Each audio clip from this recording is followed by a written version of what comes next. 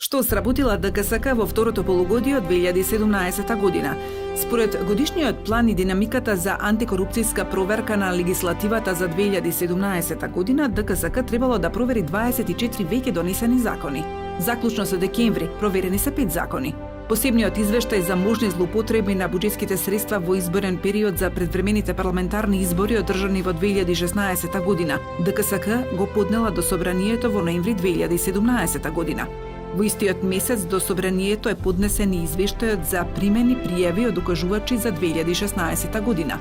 Според достапните објавени податоци, ДКСК во својата база на анкетни листови направила вкупно 1779 промени.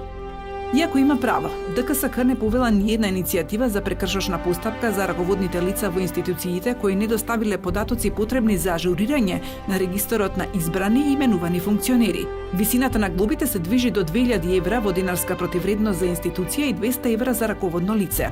За 6 функционери на ниско ниво, ДКСК констатирала судирна интерес и објавила јавна опомена.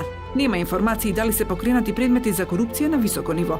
Потпишани се меморандуми за соработка со Агенцијата за спречување на корупција од Црна Гора и Правниот факултет Јустинијан I Скопје. ДКСК станува поотворена за соработка иако не одржала ниту еден координативен состанок со граѓанските организации и приватниот сектор со кои има потпишано меморандум. Подпишан е меморандум за соработка со Институтот за демократија Societas Civilis Скопје за реактивирање на програмата за едукација на ученици на тема корупција. ДКСК активно ќе соработува и спроведува активности со Transparency International Македонија за ефективна имплементација на Законот за заштита на укажувачите. ДКСК објавува повеќе информации на својата веб страна за активностите кои имала за разлика од претходниот период. Повеќе информации може да најдете во кварталните извештаи.